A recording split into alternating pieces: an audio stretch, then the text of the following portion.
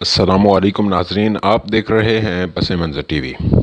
ناظرین، گزشتہ روز سامنے آنے والی اطلاعات کے مطابق حمزہ علی عباسی نے شادی کر لی ہے۔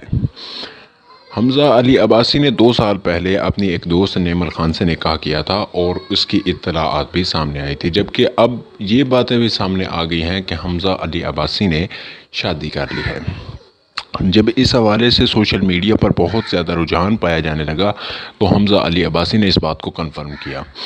لوگوں نے یہ جاننے کی کوشش کی کہ ان کی لو سٹوری کیسی رہی اور وہ ایک دوسرے کے ساتھ کیسے ملے اور کس طرح وہ ایک دوسرے کے ساتھ شادی پر آمادہ ہوئے۔